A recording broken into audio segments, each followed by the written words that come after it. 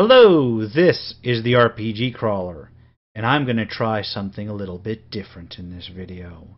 You may notice the shelves behind me are a little bit shy of content. That's because I've pulled a lot of books doing research for a little kind of off-the-cuff thing that I was inspired to put together.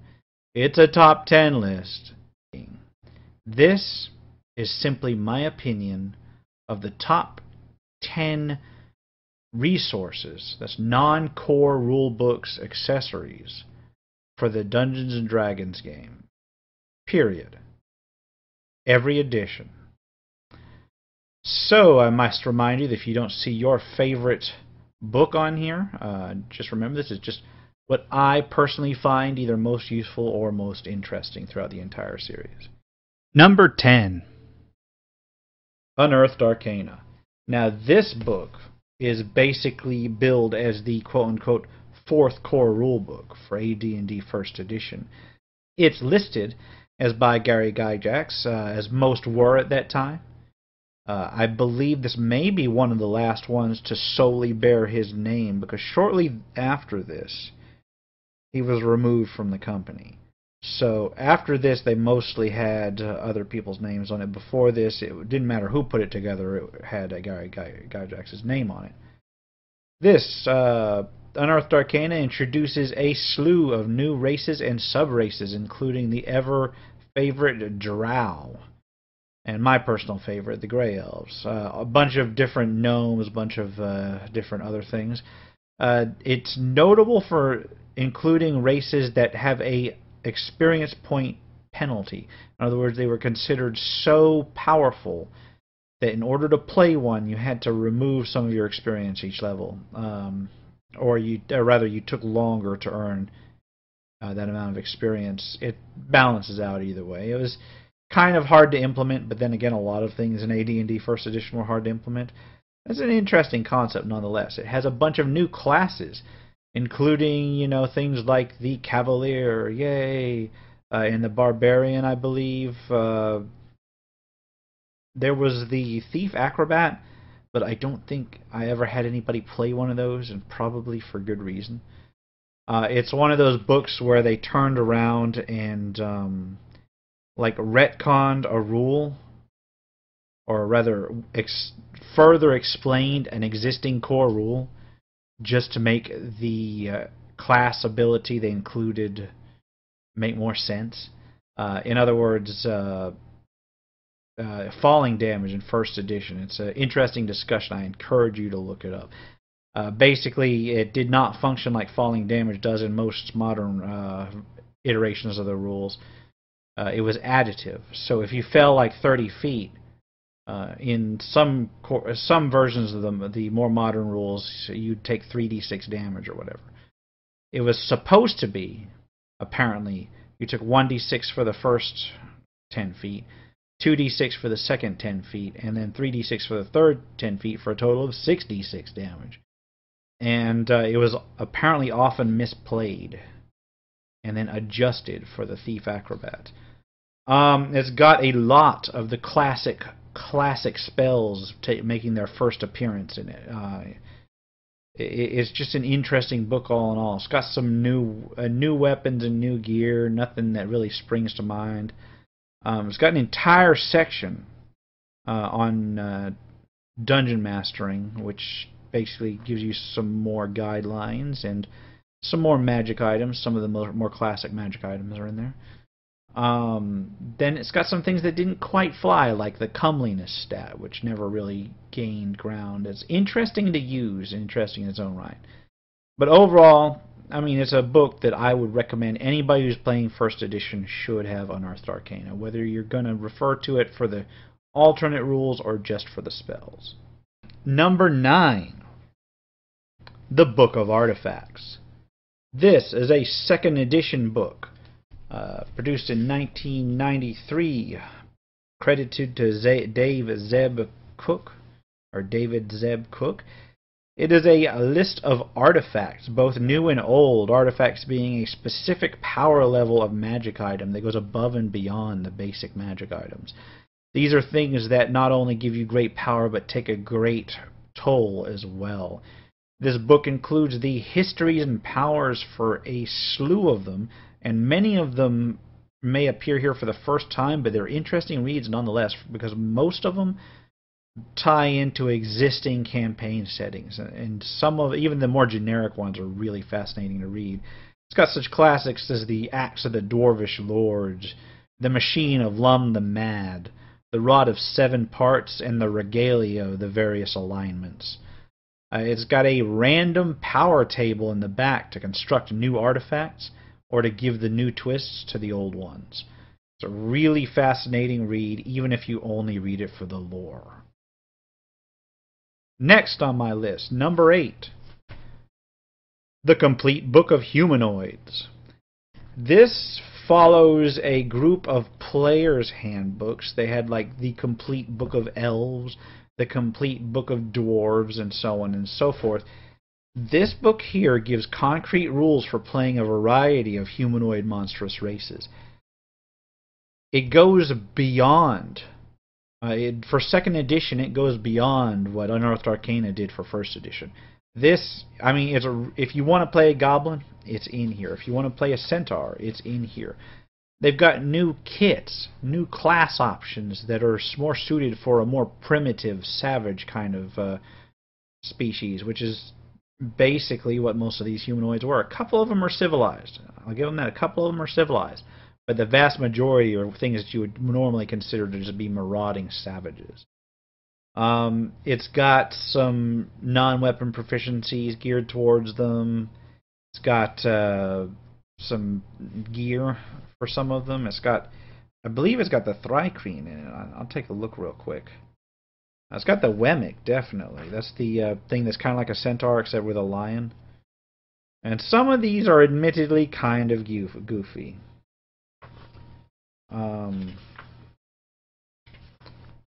No, it does not have the Thrycreen. My bad. No, but it's got basically everything else. Ogres, Mongrelmen.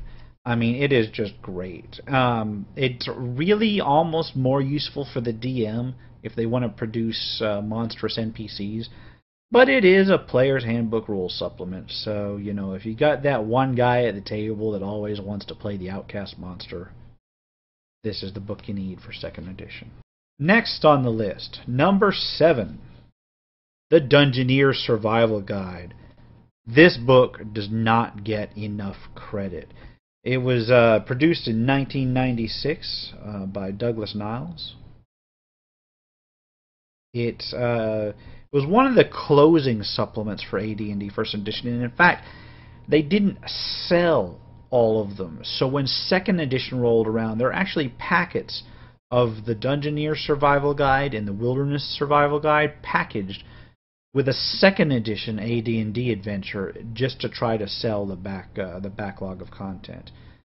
It's got all kinds of resources for surviving underground. You've got details of, you know, equipment you need. It's got details of hazards you would face. You know, movement and light sources for anything you might encounter underground.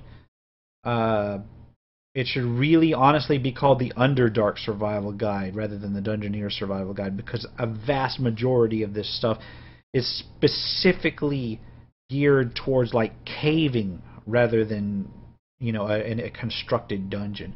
This is shit that has got geomorphs for big caverns and underground seas. It's got an entire section of very detailed rules for mining. That's not only finding ore, but also digging it out, refining it, and selling it. It's interesting in that regard. In fact, those rules were later reprinted in one of the second edition player supplements. But they originated here.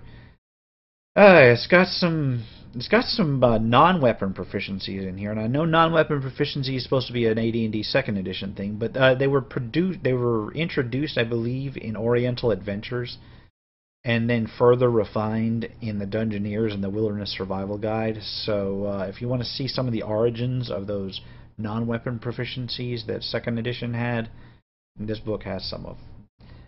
It's sad that it did not get more play, really. I use it a lot. In fact, I use it so much that the cover is kind of wearing a little bit. Next, there's something that I can't show you. It is the Elemental Evil Player's Guide for the Dungeons & Dragons 5th edition. And the reason I can't show it to you, I might put an image on the screen if I can find one, is because it's not a physical book. It's a PDF file. It was available free at the time I got it. I think it's still free. It's basically a player's companion for the Elemental Evil campaign. That was not this one, because we're at Rage of Demons as of this recording, but it's the prior one. It's set in the Faerun setting. It doesn't introduce a whole lot, but what it does introduce is nothing but 5th edition old school gold. It's got 4 new races, of which 3 are classics. The Arakakra, the bird people, the Deep Gnomes, the Svirfneblin, the Goliath, which is, I think, from 3rd edition, which are basically big, bulky mountaineer guys, and then the Genasi, which are basically genie-descended people. I think they were more a 4th edition creation, and then basically got real popular, so they had to put them in here because, you know, Forgotten Realms. An important section of the book, though, has a bunch of new spells for 5th edition, but some of those new spells are just reworkings of classic old ones. I mean, there's some spells on here that I really missed in the original 5th edition packaging. That the fact that they're there is just awesome. I recommend it, and the reason it ranks so high on the list is because if you're just going for a price point, you can't beat free. So for the free, or even if they eventually start charging for it, I can't imagine they'll charge much for it. But for something that you can just grab and go, it's got a lot of really useful content for 5th edition, especially for those of us who love the old school. Next is the Toa Magic. Toa Magic, produced in 1991. And this is one of the first books I have on my list with a ton of people, aside from the last one, which I forgot to credit, was from Sasquatch Game Studios in WotC. They just have so many designers, they couldn't even handle it. Anyway, I digress. Toa Magic. As you can see, it's got Cook, Finley, Herring, Kubasek, Sergeant, and Swan. This has a slew of new spells. I mean, the vast majority of this book is brand new spells. And some of you who have played later editions may recognize some of these spells as either core components or, interestingly enough, as feats. Because this was the book that introduced meta magic. And meta magic is magic that affects other magic. And before they had feats, those meta magic abilities were spells. And so you would basically cast a spell to affect other spells. It's an interesting concept. More interesting, however, and this is from a purely, chaotic wizard kind of view, is that this is the book that has wild magic in it. Wild mages are detailed in here, including the whole level surge and wild surge tables. So if you want to play your wizard that can really screw things up, this is the first main book where they appeared. Of lesser import, they also have rules for elemental wizards, which are wizards that specialize in one of the 4 basic elements. I don't think I ever used those rules, but they're there. And then quest spells, which are an interesting little take, because they're on the road towards what would eventually become epic spells, but they're not quite there. Basically, what a quest spell is a powerful priest spell, not necessarily associated with a particular level, but a priest spell that would be granted to a particular priest based on the need of a particular god in a particular place at that time. So if you were facing, say, an invading army that would destroy all of your god's churches, you could request a quest spell, and maybe, if the threat was real and dire enough, your god would let you memorize that spell. And it exists outside of the normal level progression. So you could even get a cleric or priests that couldn't quite cast 7th level spells and still be granted one of these. Now, that was rare. For the most part, it was mostly for, priests that had their full complement of high level spells. But it's an interesting take nonetheless, and I wish they would bring that concept back again, because that's really what clerics are all about.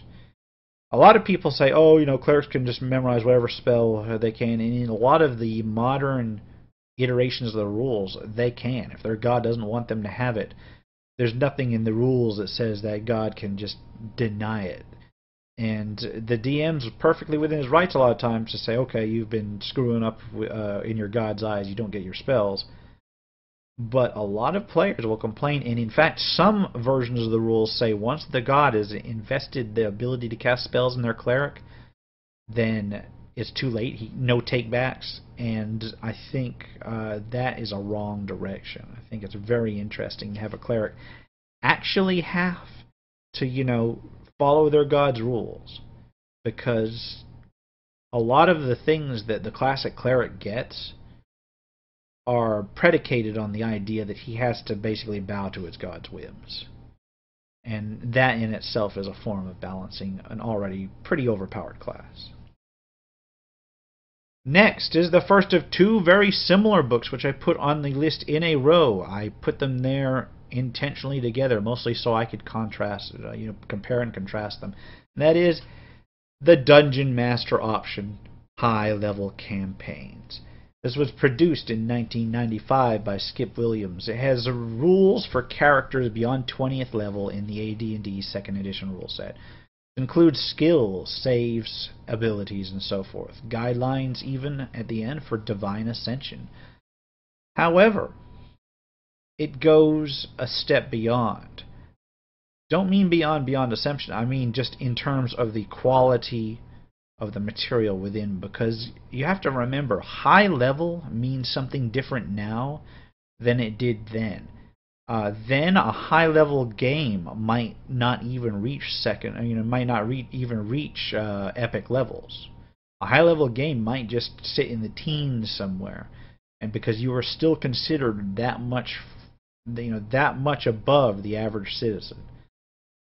So it also has rules for creating magical items, which is useful even in a non-epic campaign, and rules for, some different methods of handling higher level spells. But then, of course, you gotta see the epic content, and that is groups of spells called the True Dwalmers. And the True Dwalmers are basically the forefront or the forerunners of the epic level spells from 3rd edition. These are spells that aren't really spells per se. They're concepts that the high level wizard and high level cleric can create a magical effect from. And they're very difficult to use, just like they are in the 3rd edition version. They're interesting. I think that I may have used them in one campaign, and I can't even remember how well that went over. Also in this book are interesting details on being a high-level game. This is where I said these older editions, high level did not necessarily mean beyond 20th level. It could, and it did, but it didn't just stop there. It also meant the high teens. And this basically tells you interesting things like how to create adventures for higher level characters, including in the teens. It's got entire charts on character advancement, breaking it down via XP totals, via similarly leveled creatures, and it includes a chart that is basically a demographics chart showing individual character levels all the way from level 1 up and how many you could expect in a certain population. And that in itself is eye-opening, because it tells you just how rare these high-level characters should be. And I think it's the first time they really did something like that, at least in any official format. Alright, and the next book is The Epic Level Handbook for 3rd edition, in case you hadn't guessed. 2002, Andy Collins, Bruce Cordell, and Thomas Reed. Again with the multiple people contributing, which becomes more common later on. This has got rules for characters beyond 20th level in 3rd edition. More specifically, it's got rules that flesh out the basic core suggestions that were already in place. This includes class advancement, a slew of feats, rules for epic level spells, and magic items. As I said before, those spells were basically produced as a sort of seed kind of thing. You took various concepts and melded them together. It works similarly to how it worked in 2nd edition. I will give it that. It took a lot of inspiration from it. These rules are a little bit cleaner. These rules are a little bit easier to use. I honestly can't say that I've ever used them in a tabletop game. But as I said, they're there. They have actual rules for epic magic items. It's magic items that go above and beyond what's expected of basic magic items. It's got the book itself arguably goes beyond the high-level campaign handbook from 2nd edition. One of the reasons is because it includes known NPCs from existing worlds. Like, let's see, let's grab one for instance. Let's see, blah blah blah. Okay, some examples of the NPCs are Halaster Blackcloak, one of my favorite NPC villains of all time, the Master of Undermountain. He is completely detailed here in his 3rd edition stats. You have Kelvin Blackstaff Arunson. You've got generic epic red wizards because there's so many of them and they have such a high turnover. You've got the Cat Lord from Greyhawk. Lord Robalar, one of the 1st edition holdovers. Mordenkainen. They've got stats for all of those in this book. They've got stats for creatures that they face, like the Demi-Lich. A lot of the big monstrosities that you see in later games are first detailed. Not necessarily first detailed right in here, but they're detailed in here so that you've got something to throw at your high-level epic people. The high-level handbook, or the high-level campaigns book from 2nd edition, did not have that kind of depth. So that's why I put the epic level handbook a spot above it. I really probably should have picked one or the other, but they both have their own merits. The epic level handbook does a little bit of a worse job in telling you just how rare high level people are. I mean, I guess by this point in the game it was expected that you would get high level. On to slot number 2. The Complete Book of Necromancers. This is one of my favorite books, produced in 1995, Steve Kurtz. It is similar to the Complete Handbook series from the Player's Handbook options, but is geared almost entirely towards NPCs. It covers necromancer-like characters from a variety of classes, admittedly mostly wizards and clerics, but it covers more than one class. That's the important part. It's not just necessarily specifically the necromancer subclass. It's got a lot of alternative rules, some of them inspired by the Ravenloft campaign setting, so it's basically just to bring that sort of eerie, creepy, villainous thing to the forefront. It's got a bunch of new spells, some of which are insanely useful, and if you can get them, if you're playing 2nd edition and you can get them as a PC wizard, do so by all means, because some of them are very useful. And then it's got a guidebook of NPCs at the back, named NPCs, including their stats and their background, and some of them are downright interesting. It shows that not all necromancers necessarily have to be villains. Some of them, while there may not be heroes, they're at least somebody you can interact with and perhaps be a powerful ally. And then, of course, it's got a appendix of various necromancy spells from all the prior books that might be useful for a necromancer. As simple as that. Before I get to my number 1 pick, I'm going to go through some honorable mentions that did not make the list. either because they were of limited utility or simply because I don't own them as a reference. Now, while I have read all of them, I do not own every book in existence, of course, and some of them I made the decision not to purchase, simply not because they weren't terribly useful, but because they were less useful for me than others on the budget that I had at the time. And we're going to start out with a big couple sets of books, the Wizards and Priests Spell Compendiums. They were two sets of books. In fact, I've got the Wizards set back here. You can see these four right here. And what they did was they basically compiled all of the spells from every edition of D&D up until that point. And I believe they were produced late in the second edition AD&D cycle. And they compiled them into an indexed list so you could go through them at will. Now, the reason why these don't score higher, especially when you actually see my number one pick, is that they're difficult to find good copies of now. And because of the way that spells have changed since 3rd edition, they may not be quite as useful, because they have refocused a lot of these spells into combat spells, and a lot of the older spells, if they haven't been converted yet, may require a lot more work than they used to.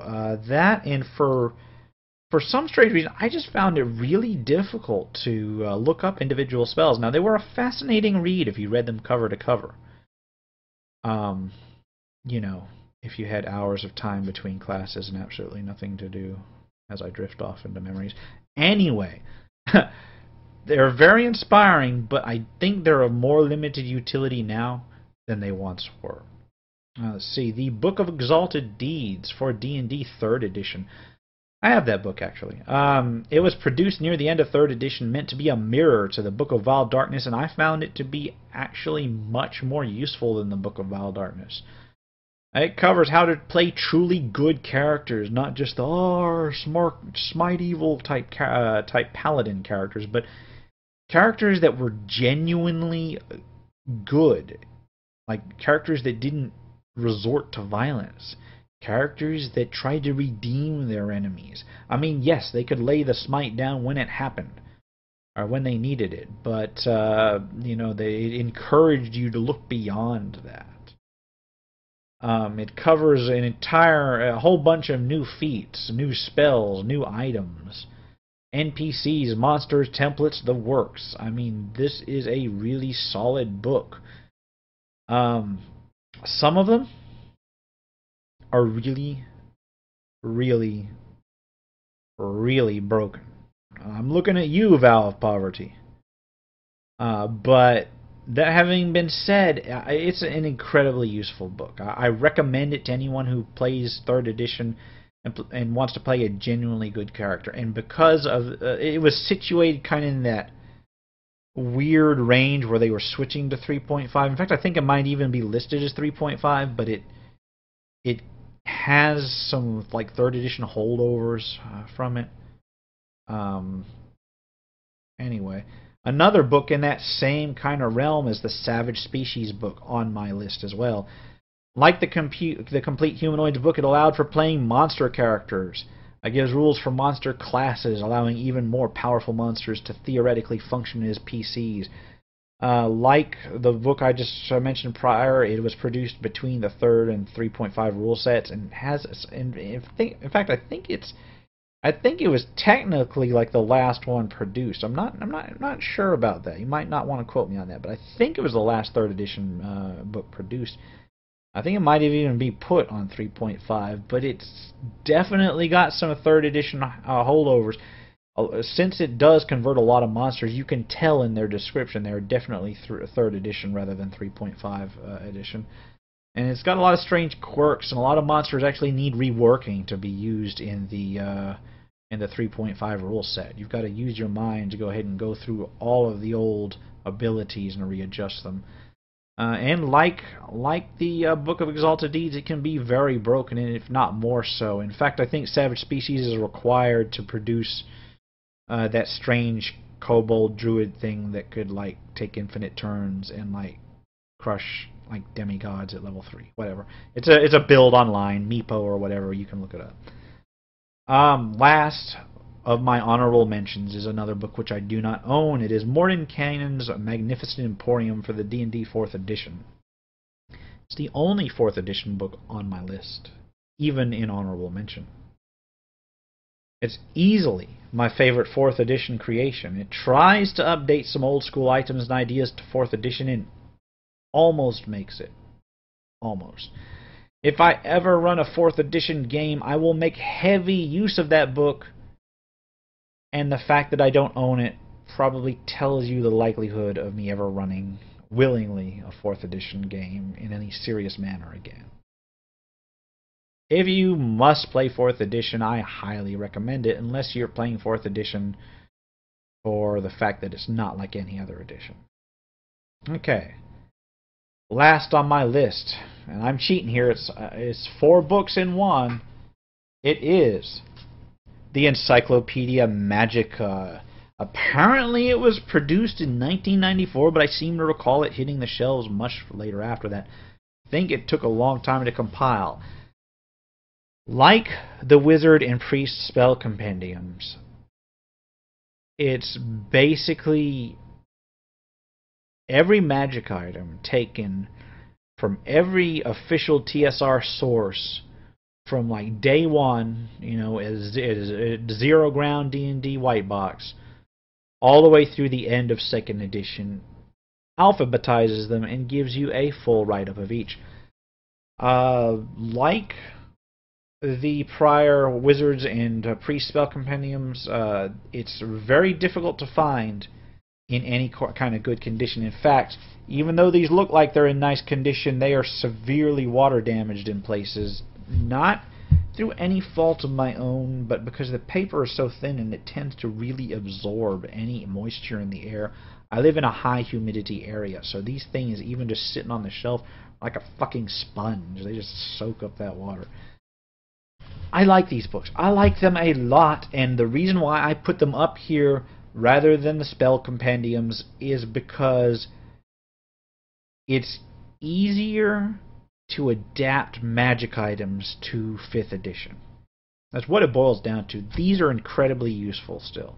I can use these books with very minimal adjustment in a 5th edition game that I run right now, because magic items are easy to adapt. Even if I don't use the items directly, many ideas for unique items are in these pages, and I can mix and match them at will. I can do that with the spells, but it takes a lot more time. Now they were kind of pricey to begin with. Even back in the day, I remember kind of taking a step back when I bought them. Quality is okay. I mean, if these books were produced today, they would probably be considered poor quality, honestly. But they get the job done, and they're durable, and they're more durable than, say, the Wizards compendiums, which have kind of a paper cover. These have kind of a mixed paper or faux leather kind of deal going on. They got their own, ribbon bookmarks, but as I said, the pages are real thin and real absorptive or whatever. So if you get a set that's in good condition, I'm guessing it's gonna run you like between $50 and $70 used per volume, and there's 4 volumes. So if you're gonna do it, it's gonna be a pretty chunk of change. But if you get them, keep good care of them, because they will, as long as there are magic items in the D&D game, these are going to be useful. I think I'm going to go ahead and wrap up on that. I mean, I know I probably missed a lot of people's favorite books, but these, in my opinion, are just the 10 most useful throughout the entire length of the D&D game. And thank you for watching. This has been the RPG Crawler. Remember, if you like what you've seen, to like, comment, and subscribe for more RPG content. Until next time, take care and goodbye.